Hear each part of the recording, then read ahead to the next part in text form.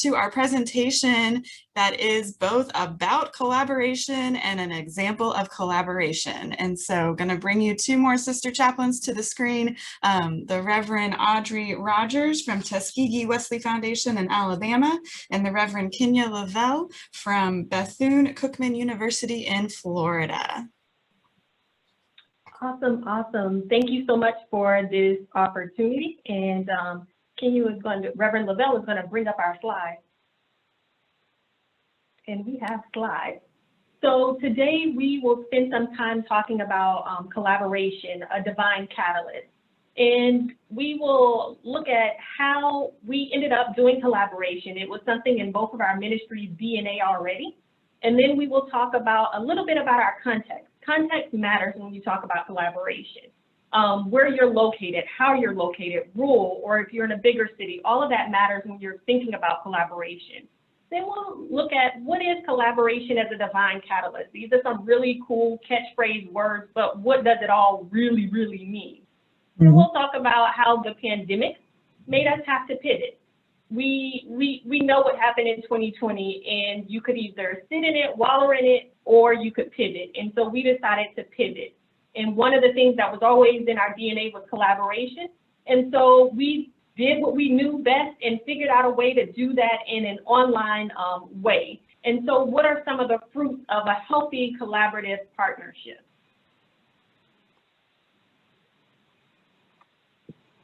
Briefly, we will talk about our introduction and do our kind of talk a little bit about an example of a ministry, but we'll talk about where we are. I'm located at historic Tuskegee University. And Reverend Lovell, go ahead. You're located at Bethune-Cookman. I'm at Bethune-Cookman University in Daytona Beach, Florida, founded by none other than the Dr. Mary McLeod Bethune. And I say the because her reputation precedes her. And even now, as we discover as a university more about her legacy, how we continue to live that out as a university.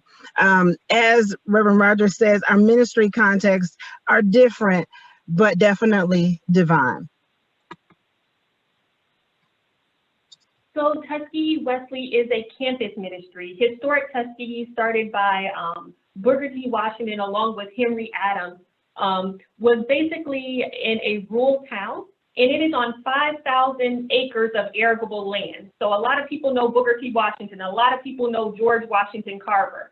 What a lot of people don't know is how core agriculture was to the founding of Tuskegee, to the sustainability of Tuskegee, and to making not only Tuskegee be a pioneer in the sciences, but also a pioneer in being the first university system that was self-sustaining, made their own electricity, made their own food, made their own everything. So an ecosystem, so to speak. Tuskegee Wesley, being born in this ministry, what a lot of people don't know about George Washington Carver is that he was raised by Methodists, went to a Methodist school before moving to Tuskegee. So his science was very Wesleyan in thought.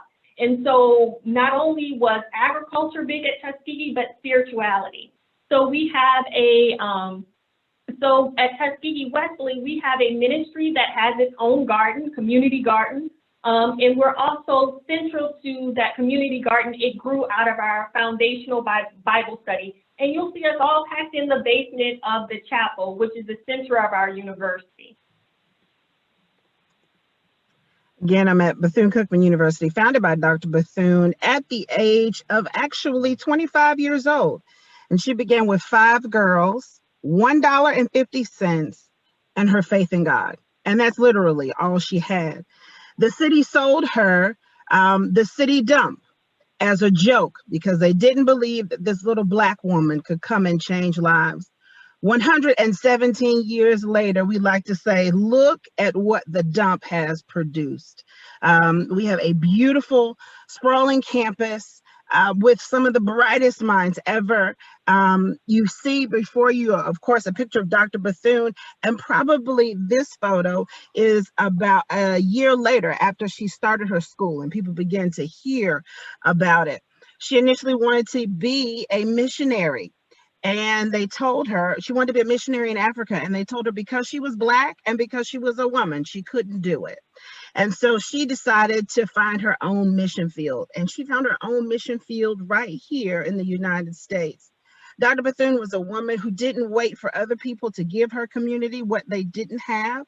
She founded the very first public Black hospital, which is still on the campus of the university. She also brought the first African-American physician to the community. She also was heavily involved in the United States Armed Forces and numerous other things. As I said before, we continue as a university to live out her dream, and we believe our students are answers to dreams.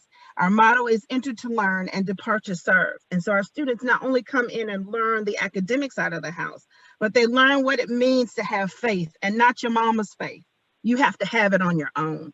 I tell students all the time, it's great to have grandmama's faith and mama and them's faith, but there are moments in this journey where you're going to learn you need to know the Lord for yourself.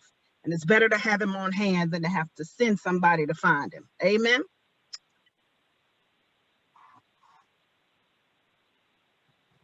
Amen. So collaboration. What is collaboration? Collaboration is an act of working together for a common purpose. And what is this catalyst that we speak of? How is collaboration a divine catalyst? A catalyst is typically a substance or something that will start a process or ignite a process or accelerate it faster than it could have happened before. So why did we need a divine catalyst in the midst of this thing called COVID-19? We needed something divine. We couldn't do it on our own. We couldn't create this on our own. It was definitely God that came in and served as a catalyst to start this ministry that became known as the Sister Chaplains. We did not get that shout out in the middle, but we will use that example a little bit later on. So collaboration as a divine catalyst. How is it working together? How is letting God do God's work? And then finding those natural ways to partner and to work together with God at the center of it. Yeah. Collaborations, when we think about collaborations, they can be grouped into three broad types. It's campus centric, community centric, and connectional. We all had our own ministries, as Reverend Rodgers just talked about, the Sister Chaplains. We all have our own ministries. Reverend Rodgers has campus connections and community and those things were great, but we thought bigger than that when we were talking about what we wanted to do, how we needed to collaborate, and we began to consider connectional collaborations. Some of my campus collaborations include the academic side of the house, which would be our religion and philosophy department. We had an interfaith project that I was involved in, and we invited Dr. Robert Jones to come to campus virtually and to speak to us about his book, White Too Long. It turned out to be a 2-day event that was absolutely transformational. And it led to Dr. Jones saying, you know what, this is great work, but I need to circle back with you all. And so those types of things begin to happen. But not only do we have the campus partner, our community partner naturally are a number of other churches, but one in particular is a very small ministry that has a food distribution that they were getting ready to close because they didn't have volunteers. They didn't have the manpower for it. And so we began to connect. And as a result of our connection for the past 2 years, we have monthly fed 700 families or more in the community.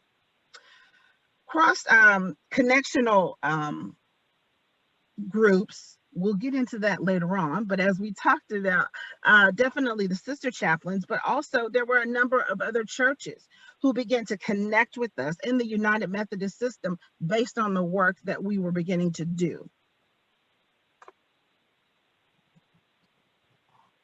So what are some signs of healthy collaboration? Because each collaboration is going to look different, but a collaboration should produce these results in some way. So it should drive connection, it should spur conversation, and it should inspire covenantal creativity. We'll deep dive this in our group presentation, but very simple. When you want to make sure that you're developing connections before you need them. Before the pandemic happened, we were connected with the chapel. Before the pandemic happened, we were with student affairs, starting our food pantry. Before the pandemic happened, we had a connection with our local and our state food bank. We had a connection with Bread for the World. So this was prior to the pandemic even happening. So you want to build these connections just naturally and let them occur and just start conversations. You don't know what will come as a conversation piece. And then eventually, after conversing and connecting with each other, natural places where you can partner will start to emerge. So let God kind of do that work of where to partner, but you as an individual, just connect naturally with people and look to engage people where they are and just engage and be interested in what's going on in your community without expecting anything in return. When we're talking about the pandemic, there were a number of things that made us pivot. We were experiencing ministry fatigue. There was a lack of a healthy chaplain community, one that we could really connect with. It was out of an act of resistance and self-care that we began to think about covenant and what covenant and connection meant for us. We wanted to make sure that we were doing things with people who were scholarly practitioners, people who were really sincere and serious about the work that was happening on our campuses and needed to happen in our communities. And then we developed a deep trust. Over time that comes. Sometimes it comes at the beginning, sometimes it comes in the middle, but it has to come when you pivot. Our last but not least slide, which will take us so seamlessly into our breakout rooms, is what led to our Sister Chaplains collaborative piece, which you've heard so much about and we have been grateful for. But the Sister Chaplain group is a group of 4 African-American women serving United Methodist chaplains at 4 HBCUs. And just a note, we all went to PWI, so our experiences are not just limited to HBCUs. We all brought that framework from PWI. Emory and Wesley are the seminaries represented, all coming from Methodist seminary, so being steeped in Wesleyan tradition. We connected from seminary, we connected by being in different groups, going to the Leading in Transformation Conference. So all of these ways were places where we connected naturally and just had conversations prior to the pandemic. We ended up, after the pandemic happened, meeting weekly just to chat and chew. How is it going with you? What are you doing? Still doing very separate ministries.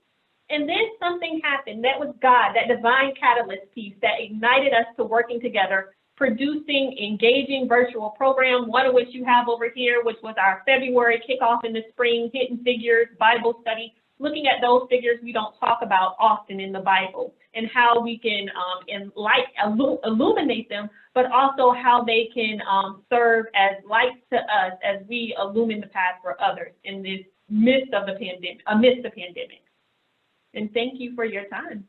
And if you're interested in finding out more, look at our smiling students. We pivoted a little bit from that. But if you're interested in finding out more about how we pivoted in the midst and how you can use collaborations, not just connectional, but university and community centric, how to build those, please join us in the breakout room.